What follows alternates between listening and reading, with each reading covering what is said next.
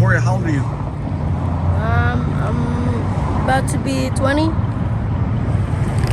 And are you currently living out here on the street right now? I would say, yeah.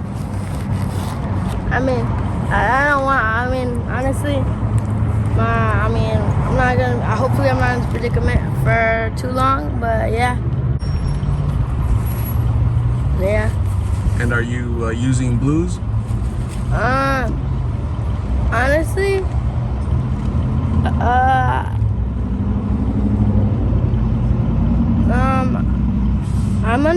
I've been under the influence of a lot of different things. So yeah, I do use blues. So I'm back with Victoria. Victoria, the last time I saw you was January of, what was it? It was January 2024. So this coming January, so next month it'll be a year. That's the last time I saw you.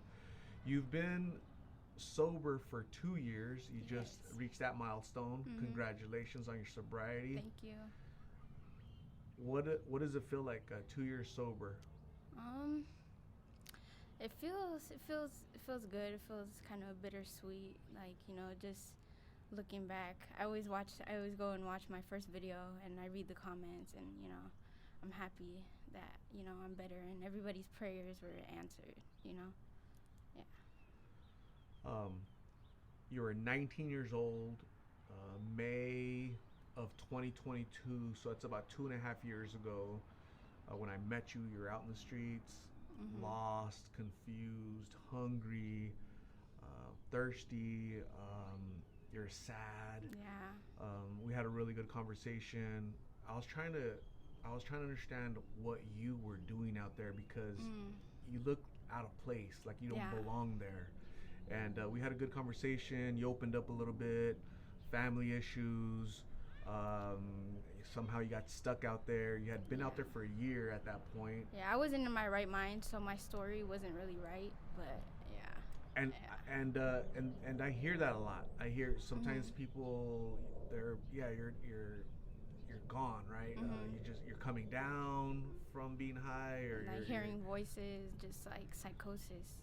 Yeah. You're stuck in a loop, right? You create your own little world to comfort you, is what I've heard, right? They would just people kind of tell stories sometimes to comfort them. But you got out of there. You got out of there with the help of your family. Your mom's very instrumental in you being staying on the right path. I had a pleasure of meeting her. What was it, about a year ago? Yeah, a year ago. So very amazing, strong woman. And here you are today, sober, 2 years sobriety. I'm very proud of you that you're going down this journey. You're allowing the Lost in Phoenix family to document your progress. Yeah, it's awesome. You're now 22? Yes, I'm 22. Again, I met you when you were 19, and you look so much happier. Yeah. You're smiling. You have a lot more to live for. Going to the gym, you said? You just already started? Yeah, I started back in June, so around my birthday. And yeah, I've just been like weight training and like cardio, and just bringing exercise into my like daily routine, and it's really helped me a lot mentally, physically of course, but yeah. Stress reliever? Yes, it's a big stress relief. I need to get back into hiking and working out more, right? As you get older, it's important. But I'm glad that you're finding an outlet, something to keep you occupied, keep you busy, motivated, something to look forward to. My barber, Billy, the barber, he's been sober, I think 4 years now. Yeah, I met him. Yeah. You met him at MCC. You went to Mesa Community College, and you spoke at a professor, right? Yeah. He invited you. He reached out to me and he said, "Hey, do you think Billy and Victoria would like to talk to my students?" And then I reached out to you and him, and you and Billy, and you guys said, "Yeah." Yeah. And how was that experience? It was really good. I was nervous the first time, but he invited me back again. earlier this year, and I was a little bit more like it was easier for me to talk then. I was like, yeah, it was easier, and yeah, I liked it. I liked talking to their students and like getting my perspective, and so just to help them with sorry, just to help them. My brain just sorry, my thought just went away. You wanted them to hear your perspective Yeah, of yeah. the life of addiction Yeah. and don't try it. Were they asking like Yeah. really good questions? Yeah, they were asking really good questions. They were just asking like how is it like being like like just how is it like being a woman out there just by yourself? And I was a teenager too, so yeah, it was hard. I just gave them all the details, and yeah. I've invited you to talk at ASU, the nursing students, right? Mhm. We'll go when they invite me again. They usually invite me like once or twice a year. I'll invite you because when people hear your story, especially young people, Mhm. you're young. You're Yeah. 21. 22, Yeah. I'm sorry. You're 22. You just turned 22 Yeah. recently, but college students, right, at Mesa Community College or ASU, nursing students, whatever, they need to hear your message. They need to hear it from you because it just holds more weight, Yeah. because you've been there. Yeah. You've lived that life. Yeah. And so I'll invite you next time, see if you're able to make it. You're busy, but I really hope that we can get your voice out there, your story out there, and because your story could actually save at least one person's life. It's already happened. We just don't know about it, right? Mhm. People watch these videos and be like, damn, really? If I make that decision to smoke that pill or consume that substance, I could end up out there like that? Yeah, you could end up out there struggling psychosis. You could be gone, Yeah. right? Yeah. So it's important to share your perspective and really, fully inform people so they're aware of the dangers that are out there, right? Yeah. So besides the gym, what else helps you to stay away from temptation, the streets, or going back to that life? I would say just being around my family and just trying to get back to my old hobbies. Like I don't want to be my old self because that's a different person. Like the person I was before my addiction, but I'm just trying to get back to the things I know that I like, and yeah, it's a process like getting back into that stuff, but yeah, like drawing and like music and yeah. How important is the support of your family when you're trying to stay on the right path? I think it's very important. I'm lucky enough to have a good mom, and she was there. She was there through my addiction, after into my recovery, and I don't think I would have done it without her. Cause through all the mood swings, all the like everything that comes with recovery, it's like it's not easy. It's still a bumpy road, but she was there, and my family support is everything. So your hobbies, the gym, family support, super important. Yeah. Have you had to cut ties from the past, friends, Yeah. kind of that bad crowd? Any of that you have to do? Yes.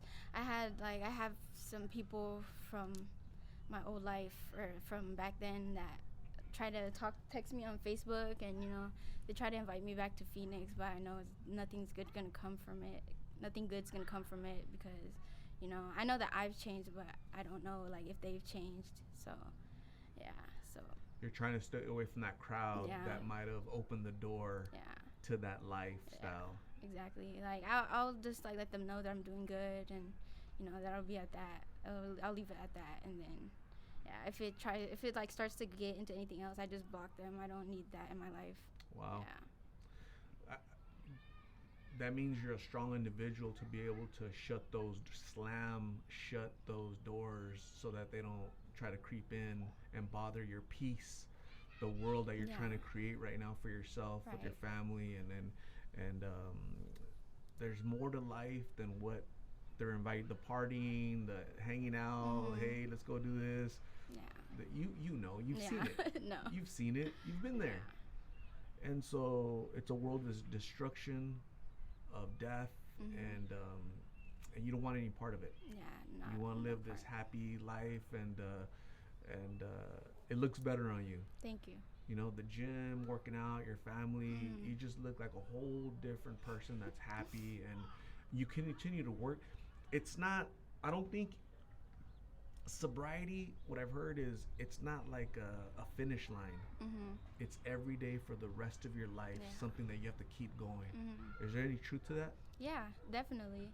And I still go to my meetings like once. I try to go once a week to my home group meeting and talk with everybody else that's in recovery, and it's really nice and comforting.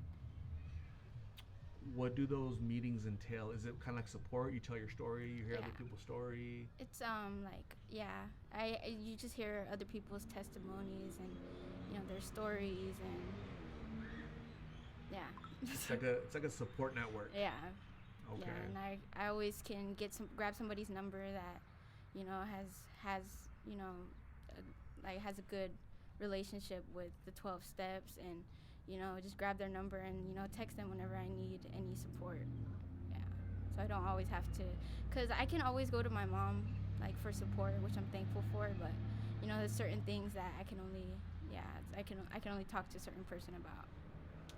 There's different levels of support or different groups, right? Mhm. That's why those type of programs, AA, Mhm. HA, CA.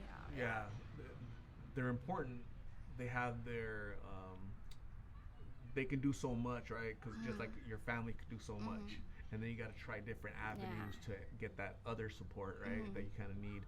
Um, what's next for you?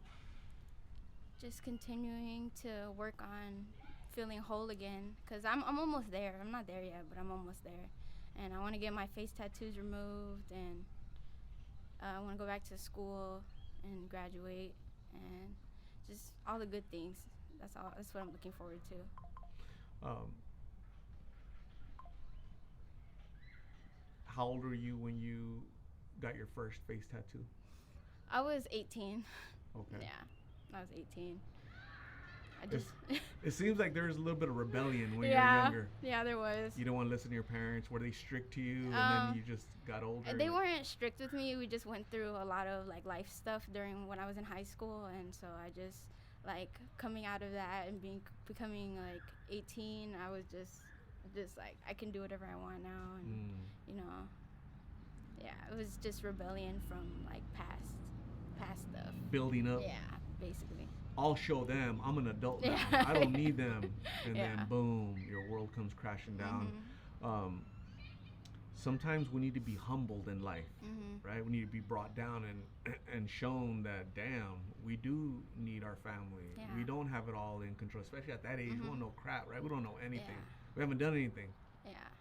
In I life. definitely wasn't as thankful for my family back then as I am now. I don't think it wouldn't have gotten here if I didn't go through all that, Maturity. Yeah, maturity. Sometimes we mature naturally, just naturally, right? And then sometimes we have to mature fast by going through hardship, Yeah. crap, basically. You Yeah. know. The good thing, Victoria, is that you've come out of it with such a great attitude. You've been blessed. You have a good attitude, a great family that's helping you, support system, and then also take credit because it's you Yeah. that's driving it, right? You're the one that you want this. You're not being forced to, right? It's not a judge, it's not a court, it's not somebody holding something over your head. It's you. You're the one that wants peace and prosperity in your life. You want something better, things that you deserve, right? Right. Instead of the crap that you saw out there in the streets. Yeah. And then it's all therapy, right? It's this I think is therapeutic for you. Helping other people, sharing your story, that's therapy. Yeah. Because you're blessing others to not go down this path. Yeah. Or there's a Victoria right now on the streets right now, she's gonna watch this, be like, damn, if she can do it, I can get out of here too. That's how it works. Yeah. So I want to say thank you for reaching out to me. We'll talk once, twice a year, check in, and thank you for not forgetting us and saying, hey, Lost in Phoenix family, I'm still here. Yeah. I'm doing great. And let me share my story. Let me give an update, right? Yeah. Anything else you'd like to say? Just want to say thank you, Lost in Phoenix family, for all your kind words and all your support. And it's really doing a difference out here. So thank you. Yeah, that's all I want to say. Absolutely. So thank you very much. I really appreciate you. We'll stay in contact and we'll talk soon, okay? All right.